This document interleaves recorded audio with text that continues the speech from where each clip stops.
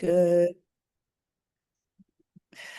Good afternoon, everybody. Welcome to the Filmmakers Life, where we talk about the business of film and making movies and producing your own films and all this good stuff that I love to talk about. And this morning we have JC Wilde, who is going to come and talk about her filmmaking. And JC, I don't start with a bio because we always start in the podcast with going way back to ask the question, when did you first know that you were a filmmaker? I first knew that I was a filmmaker when I was 30 years old. Oh, okay. Yes, How yes. did It it happen? started How did it dawn on you that?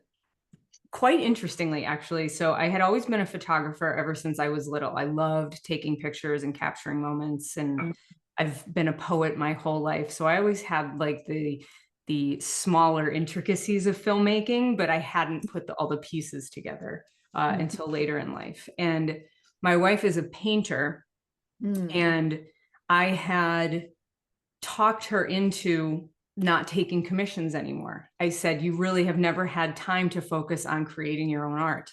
I said, so Oh, why don't you just take a year off from commissions and just focus on creating something? right. And, you know, a year into that, we were sitting on the couch one night and she said, what do you think about? And I said, what do you mean? And she said, well, I'm always thinking about what I'm going to draw or what I'm going to paint. Like, what do you think about? And I had always considered myself a very creative spirit. And at that stage in my life, I had spent 10 plus years at my family's business in an office doing administrative work, kind of the opposite of creative Right, life. right, right. And to my dismay, I realized I thought about nothing. I was not creating anything internally at all. And that actually, it shook something deeply inside of me. And she said, well, like, what do you want to do? Like, you told me to start painting and doing all this stuff. What do you want to do? And I said, well, I've always wanted to write a movie. And she was like, what? You've never said that to me. I said, I don't think I've ever said it to myself. And she said, okay, well, you need to do that then. You need to start like reading books or taking classes or start writing, like just do it. And I was so intoxicated by that idea that I immediately started doing it. I bought, you know, the most popular screenwriting books, and I started, you know, signing up for any seminars and classes. And I took this one class that lasted about 6 months. And I started working with all of these different writers from all over the world, really, because it was an online class. And I was working on this period lesbian drama. And that's what I was working on in the whole class, getting notes from the other writers. The class ends, life goes on, right? I'm like, okay, well, now what? Well, here, a few months later, I get an email from one of the guys that I took the class with. He was in France. And he said, hey, I saw this job listing on Stage 32. It's for a lesbian family drama. And I thought of you. You should apply for this job. And I thought, okay, I'll do that. So I wasn't on Stage 32. So I signed up for Stage 32. I go into the application and there's all these spots for, you know, what have you worked on? What awards have you won? What contests have you placed in? Well, I had done none of that. Nothing. So, but I read the job description and I thought, I can do this. I can write this script, no problem. So in the giant application field, I typed, I think I'm the writer for you. Call me. And I gave him my cell phone number. So I send it off. Later that night, I'm sitting having dinner with my wife. And I go, oh, I applied for a screenwriting job today. She goes, oh, good for you. You know, it'll be good to get your first no, right? That'll be good to get that out of the way. And I said, yeah, you're right. Your And wife sounds like an amazing person, by the way. She is. And so we're sitting there and talking about this, and here my phone rings, and it's a Chicago number. And I said, oh my God, it's him. This is him. So I picked up the phone and I went outside. It was summer. It was beautiful. And I paced for 45 minutes around the yard talking to him. talking about the story and what he wanted to create and what I would do with the characters and what I would do with the theme. And he goes, so here's the deal. I want to give you this job right now. He said, but I can't because I got over 200 applications for this job. He said, I need to go through them.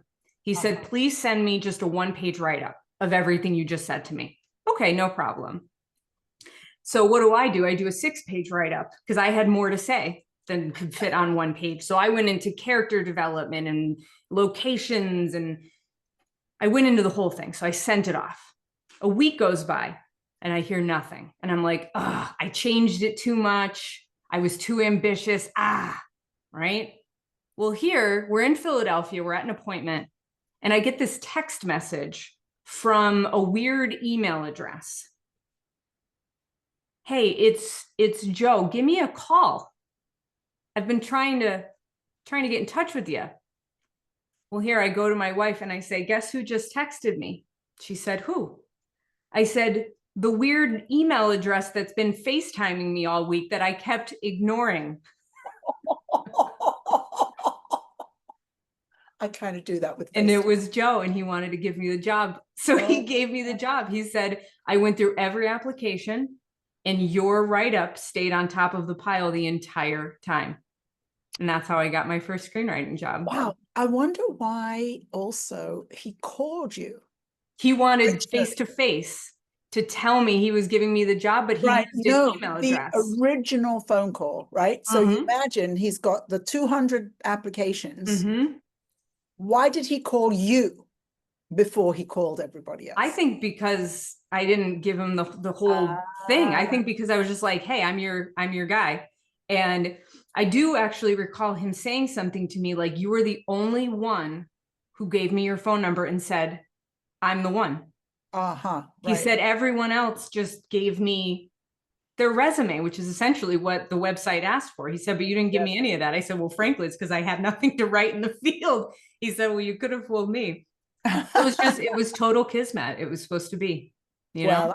I think that was some incredible communication skills. That's what I think. Yeah. I have a book on my shelf. I've only read a couple of chapters and it's called How to Get a Meeting with Anyone. And I think that language that you use was a little bit of that kind of thing. That was language that was gonna get a meeting. Yeah. You have to be confident, even when you don't know what you're doing to someone else's standards. I knew what I was doing. Right. I knew I could do it. Yes. So it's like you always have to lead with that. And also, why is this man making a lesbian period drama? He has a whole origin story of where this story came from, where he was inspired. I think he saw something one day, like while he was out in the world, and he was inspired to make up this story. So he gave me like a 1-page beat sheet, and I turned it into a script. And so that is such a fantastic story. And I can't believe that we've worked together and I didn't know that story. That is awesome. My origin story. Yes. Yeah. And well, the origin story is really your wife, because that's true. That question, what do you think about? Wow. It turned me upside down when I realized I wasn't creating. And it's like I was just holding this ideal in my mind that I'm a creative person, but she brought it down to the practical level. And I realized I wasn't in integrity with my own idea of myself. And, learning script writing is, there's plenty to learn. There's plenty to learn, but it's also not like, you have to be writing for 10 years before you can do anything. So, so what did happen to that script then? That script took 5 years to get financed and ended up securing both Ed Asner and Sean Young. No way. And we filmed for a month in Chicago in 2018 or 2019. I don't remember which year.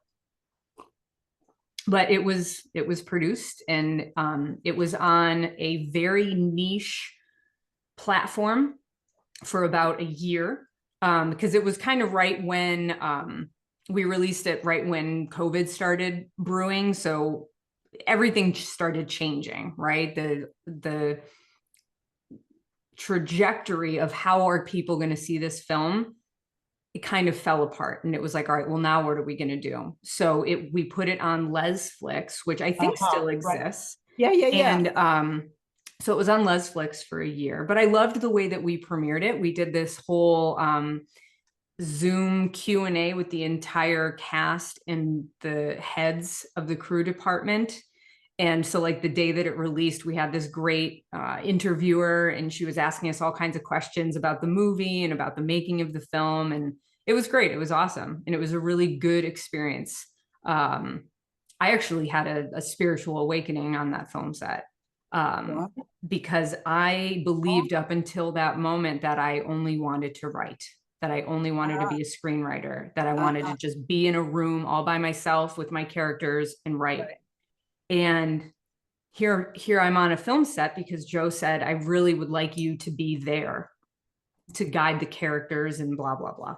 And I was like, of course I will be there. This is so exciting. So I went to Chicago for the month, and our director was lovely, but it was killing me that I wasn't directing it. I found myself chewing my fist so many times that I was like, this is what I'm supposed to be doing. There is no way that I can write another story and just give it to someone. I need to see this through to the end. I need to be the one that brings these characters to life, and the story had to be in integrity with what I created. So I realized my purpose on the planet during that film set. That is awesome. And I think that there are many people for whom that is true. But it's interesting that you didn't know that before that moment. But Yeah. Also, I just want to ask, was the director a man or a woman? She was a woman. Oh, it was a woman. Okay. Just I can imagine, you know, when you were chewing your fist, you know, the kinds of things. What were the kinds of things that you were like, oh. Well, so I think your audience probably knows that it's a good goal to shoot 5 pages a day on a film set, right? 7 pages is kind of ambitious. 9 pages is suicidal, right? So we were shooting 9 pages a day, every day, 6 days a week for 3 weeks. So we were go, go, go, go, go. So not to sound like any, but thank God I was there, because I was the one that created the story and had the minutia embedded in the folds of my mind. Right. So it was like, okay, we need to cut 2 pages today. What are we going to cut? So I was able to go in and rewrite things and move things around, or say, okay, do we have any time tomorrow? Can we shoot this tomorrow? Okay, can we bring that over here and do that now? Like, it was a Rubik's Cube, essentially. And so it's not so much that the director was doing anything wrong per se. It was that I wanted to be in that seat. I wanted to be the one calling the shots.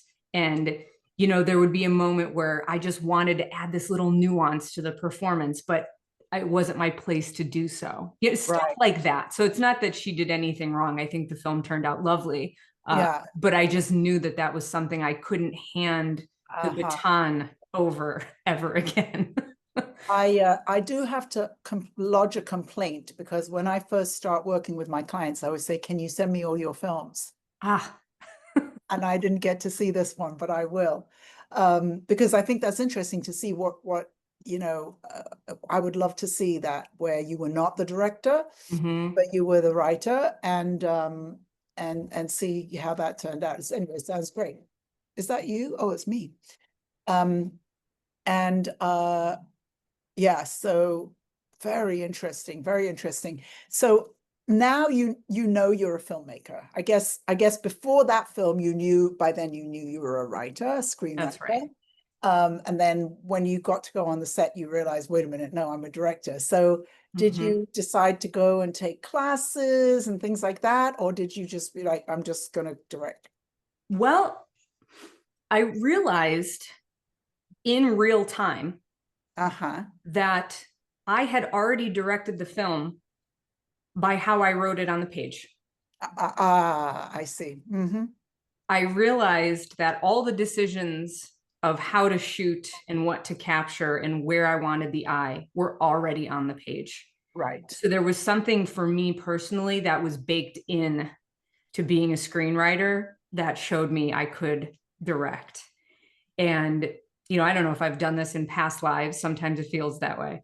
But after Rainbow's End, which was the title of that film, I had written this script called Winter Jasmine, which I love. I love this. I love that title. Thank you very much. Yeah. Yes, I love this script. And that script was optioned. And he put the budget together and he started talking to me about who I wanted to direct the film. And my immediate response was, what about me? Why is my hat not in the ring? And he said, well, you've never directed anything. We're not going to get $6 to $10 million for an untested director. And I said, so I hear what you're saying, but no isn't really going to work for me. So are you telling me that I need I'm writing that down, JC. No, yeah, that's is my not motto in life. Really...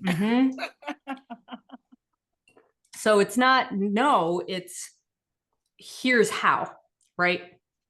So I said, so are you telling me to direct something? He said, yes. I said, are you telling me to make a short film? He said, yes, I'm telling you to go make a short film. So I hired a crew, a local crew, to film in my friend's house, who she gave us permission to film in her house. I started putting out casting calls, and my lovely DP and producing partner said to me, "You gonna write that script?" And I said, "Yeah, I'm getting to it." And he goes, "Okay, you're all right." And I said, "It's all up here. Just don't worry about it." So finally, I sat down and started writing the script. Now, I had already created a social media page and a poster, the short film, blah, blah, you know, by Jennifer Cooney, which is the name I was going by, my birth name at that time.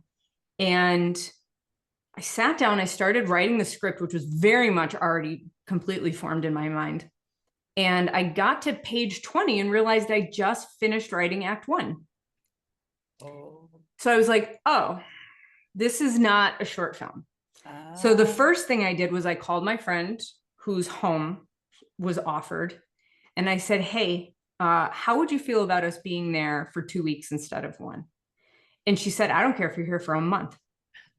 And I said, I love you. Thank you. Yeah, well, yes, that is a friend. That's a friend and a half. So I called my crew and I said, how would you guys feel about making a feature instead of a short? And I swear I could hear the cheering through the phone. Oh. So everybody was down to clown. We were like, all right, let's do it. We're making a feature film. So I finished the script and we took 7 months in pre-production because we wanted to be very, very prepared because we knew we only had 10 days to film. So even though my friend had offered a month, I said, we're doing this in 2 weeks.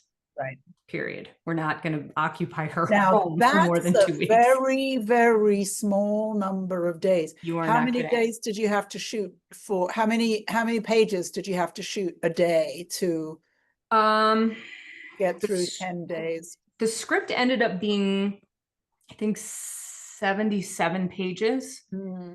So, well, this is actually really better cool. Than the first film. It was better than the Chicago. Yeah, we were to the ambitious end of the spectrum, right? We didn't go beyond that. But we spent so much time in pre-production and so much time in her home with the camera. So it was me, my producer / first AD, and my producer / DP, and our kind of a PA, an assistant. She also did some costuming. She also did production design. She was kind of like a multi-hyphenate. And we were all in my friend's house for probably 20 days total. And we went through every line of the script and we would set up the shot exactly and take a screenshot. And then Connor Allen, who was my producer and first AD, he put together a binder this thick, one for him, one for me, one for camera department. And because of that level of preparation, Right. when things got crunched, we were able to make flash in the pan decisions where it was like, okay, this setup gets cut. We're moving this scene over here. So what ended up happening was we shot the opening and closing scenes of Wildfire in 3 different Airbnbs the first 3 days of filming.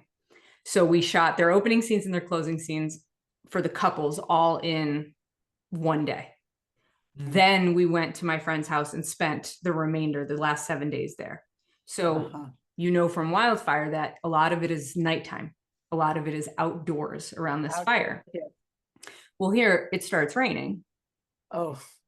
And raining and raining and raining. So we're like, okay, what do we do? Now, because we had this gigantic binder of meticulous planning, we were able to sit down, spread the shots out all over the table and say, what are we going to do? So we had the cast at a hotel 8 minutes away.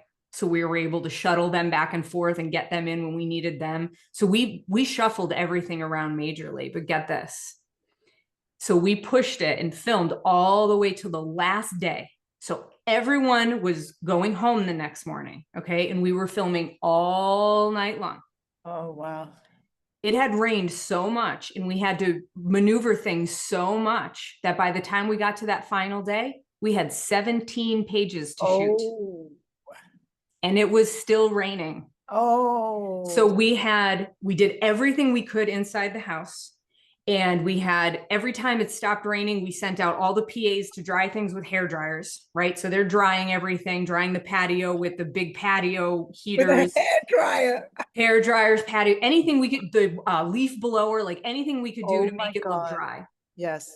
Then the sun went down and we said, let's go. And we set all the characters up around the fire. So like that big, long fire pit conversation that lasts 7 to 8 minutes. That was 17 pages. And we shot that all in one night. We had 2 cameras rolling at all times. And some of those actors only got 1 take. And let me tell you something. They killed it. Killed it, because there's no way you can tell that from. They killed it. We did so much rehearsal and so much preparation over Zoom prior to them even meeting each other in person. But that scene, we would just run through it. And it would take the 17 page, not one hiccup did those actors have. We never had to call cut reset, ever. One of my clients, I have given the name of the Queen of Logistics, but I'm just taking it away from her and I'm giving it to you. Thank you. I think I deserve that. She'll be mad, but I'm not going to tell her. No, don't. It'll be our secret. She's going to be watching this Zoom, sure. So, that was going to be mad, but that was a wild level of preparation. So, I am used to seeing the poster of Wildfire behind you when you're on Zoom. I did like a whole overhaul of my studio. It's on the wall now. You know that recently I stopped using my birth name and started using JC Wilde. JC. I looked around my studio and realized this is Jennifer's workspace. And I need to change the frequency of this room. This is JC's workspace now. So I just spent a whole week overhauling this room. And here's something cool. I had a vision board that I made 6 years ago on that wall. And I realized how much of it I made come true. Yes, I love that when that happens. Yeah, so it was like this beautiful full circle moment to take down the vision board about my filmmaking and my directing and put up the poster of my first film. So what's going on the next vision board? No, I'm not going to ask that question yet. But I'm going to get there. Save it. Okay. I missed the poster behind you. I'm used to seeing it with Wildfire and, it's not there. So just a little. I have the clapper board. Yes, but the poster is phenomenal. It is a very good poster. And the color of it and all of that. So that's just my little small critique of my little. I wouldn't want to call it critique. Okay. I'm missing it. Just a commentary. I know it would have matched your scarf and everything. true, It would have been that's like true. coordinated. Yeah. Right, we are going to show the trailer for Wildfire, and thank you. So that trailer is so good. Thank you. Yeah. And It's great. one of the things I've talked about for a long time, years and years ago, I had this very dear friend, Sergio Hiral. He died a few years ago, and he wrote this movie that was very much about sex, and it never actually got made, but it was, I talked about it for so long. I was like, I don't know if it's something about being in America, but we don't really have movies that really talk about sex. Or, right, am I saying the right word? Talk about sex. Am I saying the right language? I wonder. But we just don't have that many movies that deal with sexual topics. Mhm. And I don't know if it's the sort of Puritanism of America. I mean, the French certainly like their sexy movies, and some other countries like their sexy movies, but America, we don't seem to have that. And it just seems to me such a missing piece. Yeah, I think we do have it, but I think it's not in the light. I think we're not really talking about it. I think it's very much like in the shadows of America. I think America is an oversexed country, except it's Oh, all in the shadows. huh. That there's so much shame around sexuality in America that like they're not open about it. And when they have the opportunity to be open about it, it's like, oh, is this okay? Because I want to talk about it. I want to be open about it, but can I? Is this okay? And I think that's the energy. And that's the energy that very much drives my creativity, is Mm. unmasking that and getting rid of that shame around that, because sexuality is literally something that is a part of every human life on this planet. Every human life, even if you're asexual, you're still not, there's still an element of sexuality that you're just not attracted to, right? So to me, If you were asexual, you were still born of sexuality. right, exactly. So to me, it's just this weird backwards inversion that needs to be deconstructed and discussed and brought into the light and out of shame. Yeah, brought into the light. So it's lovely. What was the opening line in the trailer? What was the What won't your wife give you in bed that you wish she would? right? It's just a great question. And Yeah, and that's, I mean, the movie is it the action of the film gets sparked by a game of truth or dare, that was one of the questions in their game. right, right. I Mm-hmm. actually taught a workshop once where I had a variety of questions like that in the workshop, and one of the men who was in the workshop told me that it saved his marriage, and it was just some simple questions, you know. That's beautiful. Yeah, yeah, yeah. And there's so much just even in the trailer. Obviously, go watch the movie because there's a lot more of it. But this idea of not being able to be honest, even in a relationship, even in a Mhm. primary romantic relationship, and not being honest, and the longevity of the relationship doesn't mean that the honesty is there. Mhm. That's not necessary. Right. Yeah. I mean, it's really what the movie is about. It's Yeah. about the price of lies. It's about the cost of truth in our most intimate relationships, and how, you know, we have one couple that very much has the perfect social mask, and they've been together for almost 3 decades, but they really don't know each other at all. And the wife is completely shut down and doesn't want to talk about anything that's intimate or personal. She just wants to maintain the facade.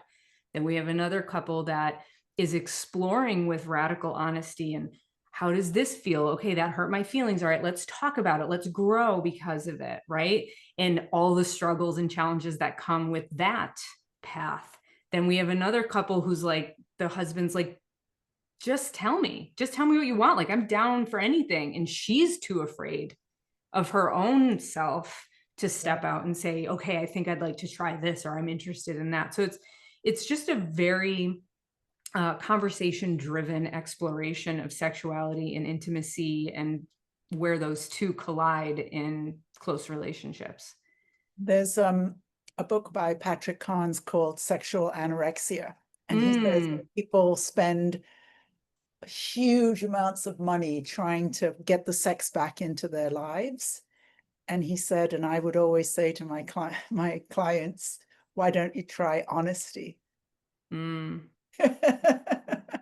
to me, honesty is a huge aphrodisiac, and I think when you can purge yourself of fear about your own desires, it can have that effect on anyone.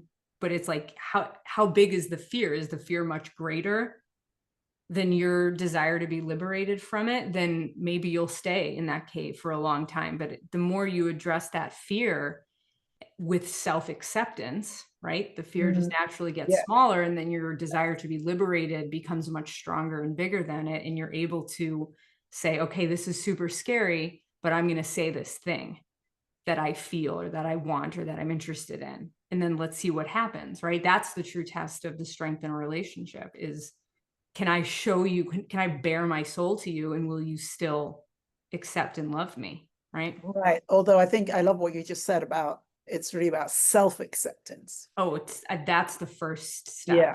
Always. Yeah. It's not really about, well, let's see what happens if I dump this on my partner. Yeah, and that's exactly right, because you better be okay with it yourself first. Otherwise, guess where that truth is going? It's going right back in the shadows if your partner doesn't like it, right? Oh, I better just be this person that they want me to be. Won't rock that boat again. And so it doesn't work. So you really need the self-acceptance piece first. Yeah, the film really does a great job of exploring all of these topics with fun characters. And thank you. And when I just saw the trailer again, having heard your story, I did not see one drop of water. Thank you. See, good job, PAs, with the leaf blowers and the hair dryers. You got to see, they were killing it. I remember them like, I see the pillows roasting over the fire, trying to get them dry. Yeah, there was, those were long nights. But like the best 2 weeks of my life. Yeah, yeah, such great stories. So most filmmakers, when they make their first feature film, they're like, okay, we made the film. Now what? So did you know what your plan was, or what did you do next with the film once it was finished? And you had a week sleep for a week, I would think. Like, it felt like a 3-month depression when I finished that. It's kind of like the yin yang thing. I feel like my energy was so plugged in and high, and I literally, it felt like God was flowing through my veins, uninhibited while I was making that film. Yeah. So, when we wrapped, it was like I call it post-show depression. Yeah, it felt like the undertow of a tidal wave. So there was so much expansion that took place within myself while I made the film that I had to have an equal and opposite contraction. So it was hard for me, but I honored that space and that time that I needed. But to be honest, I couldn't wait to start editing it. So Scott Jacoby, my DP, he was always going to be the editor, like from day one on pre-production. And 2 or 3 days into filming at the most, I leaned over to him and I said, so you're not going to edit the movie? And he's like, what do you mean? And I said, I'm going to edit the movie. And he said, you don't know how to use Premiere. And I said, not yet. So I taught really myself. Not going to work for me. Yeah. So I exactly, no, it's not going to work for me at all. So I taught myself how to use Adobe Premiere at the University of YouTube. Wow. While I was editing the film, and had the absolute time of my life. Now, it took 3 times longer than if Scott edited it because he knew how to use the software. But oh my God, did I have fun editing that movie. Wow. I said editing was almost more fun than directing or writing it, Wow. almost. It is also directing, I It think. is, and it's writing.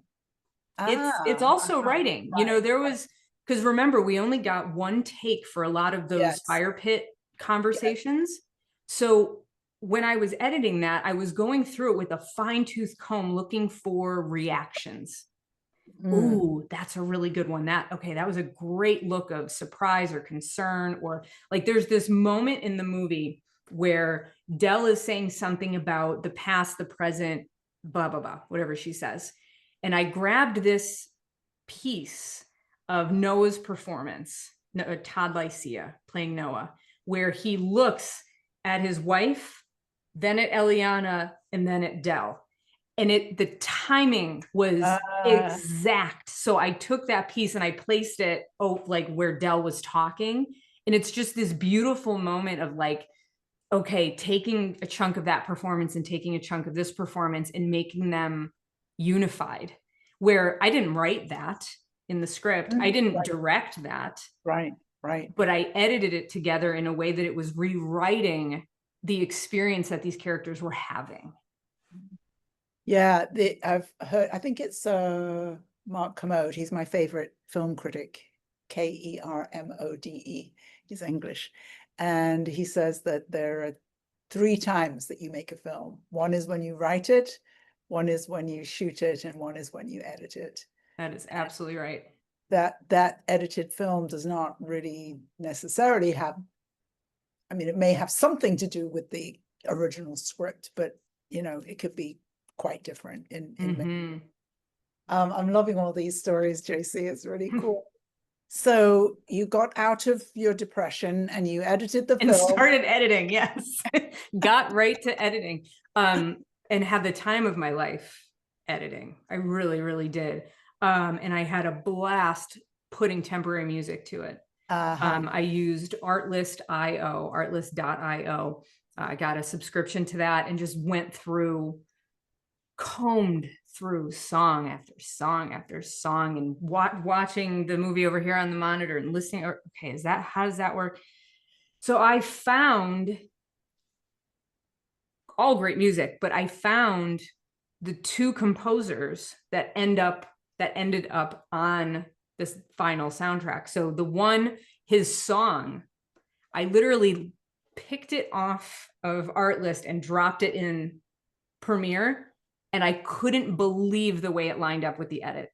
Like, wow. Even moments where I would have wanted the song to drop and silence to just be there, it happened. And I was like, oh, this is just meant to be. So that song is still from Spearfisher is the composer's name and the musician's name.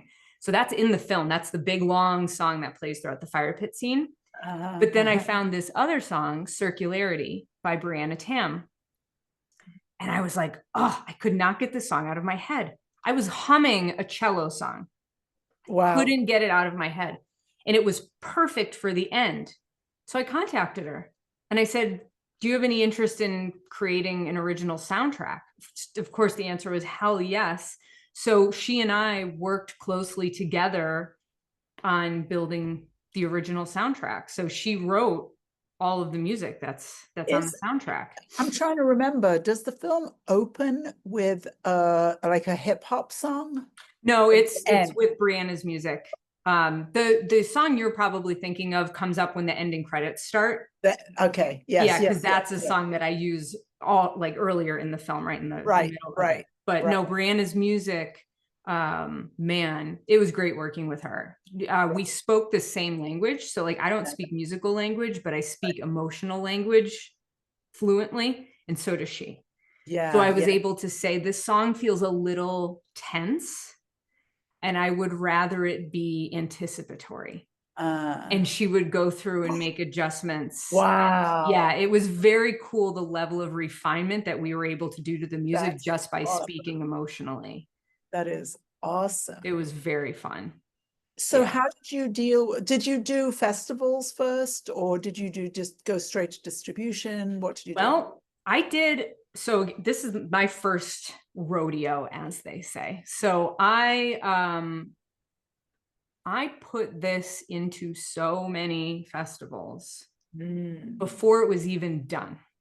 So I entered it, I don't want to call it a rough cut, but an unfinished cut. You get what I'm saying? I put that into a ton of festivals, and that was a mistake. Yeah, they didn't accept. Here's what I wish what I learned. Let's say this. Yeah. Here's a what I learned moment. If you don't have a film that is kind of standalone or has something really unique about it that doesn't require a final cut, a finished film. So like if it's experimental or if it's, visually very, very unique. If you don't have something like that that can stand on its own, do not submit an unfinished film to a film festival. Like if something about your visual nature or the music, something is a hook, then have at it. But if, like, I made an ensemble drama, I had no business putting that into festivals before it was done. Yeah, I think that's across the board, actually, but I think that your film is unique, and I would hardly ever say that, because what's unique? But this issue of talking about sex makes it unique. Yes, thank you. And you have gay characters, straight characters, you have all this like range of characters, and it's a very sexy movie. And I feel as though you don't see that. Yes, thank you. Thank you. I think that's unique. Yes, and it was, and it is. But I do regret all the money we spent putting it into festivals, because I think that could have been better spent somewhere else. Yeah. Next time I wouldn't submit something to festivals without it being totally done. Right. Yeah. And so when it was totally done, did it get into festivals? Oh, yes. We had a very successful festival run. We got into 12 international, so like, across the nation and overseas, 12 different festivals, and ended up, it actually may have been more than 12 by the end of it. But we ended up with 28 total accolades from all these festivals. We won like Best of Fest, we won Best Drama, we won Best LGBTQ in a couple festivals. Like it just did really, really well. People loved it. And did you find that did you start learning about who your audience was as you were going through that festival process? Do you know what I'm trying to ask? I do. Yes and no, because I think a lot of festivals have a baked in audience where they come out and they see the films that they expect. So in a way, I learned that my movie's not for everyone, which was helpful to me.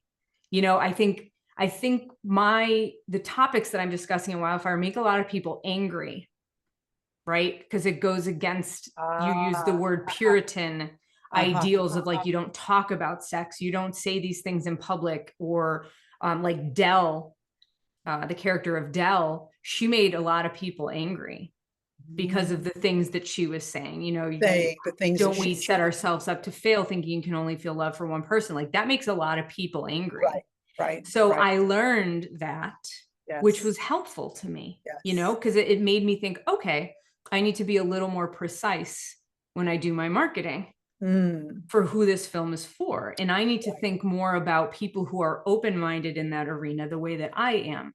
So instead of just saying, oh, this is a movie for people who are in a relationship, it's actually not. It should be. Maybe 20 or 30 years from now, it will be for people in a relationship. But the paradigm that we're still in a lot of ways says that you do not talk about these things.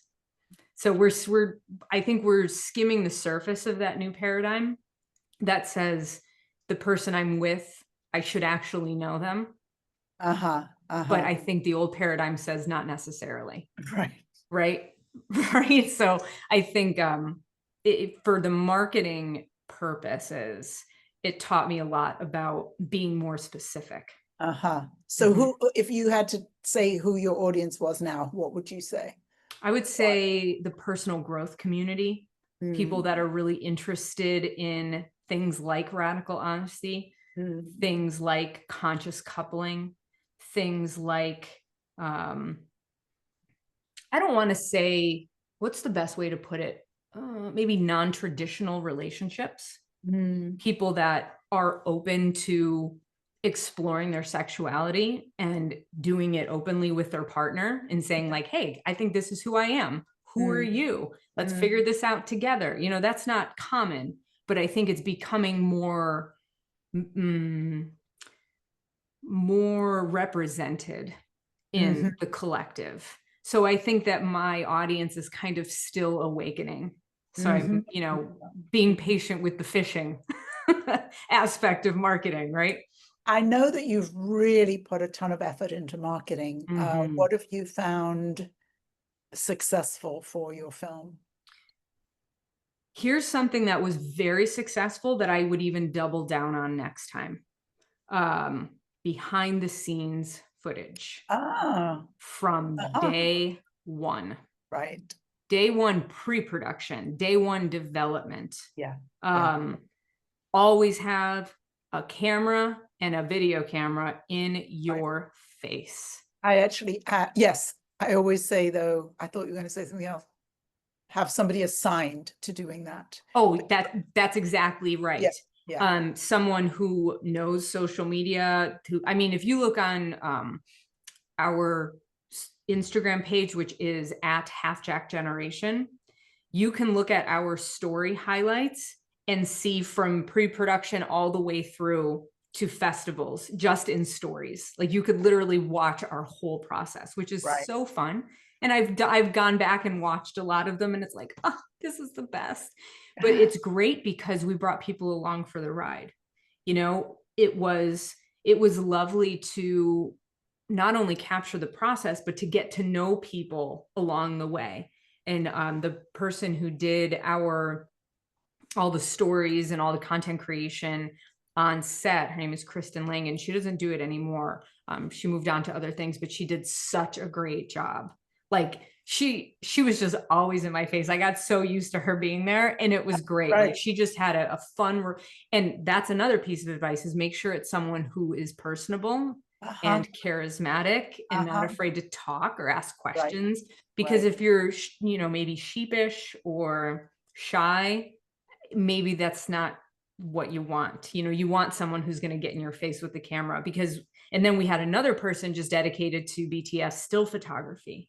So we had so much. We're still using it. But the person who runs our social media, she just posted stuff from 2 years ago yesterday and said, hey, flashback to this.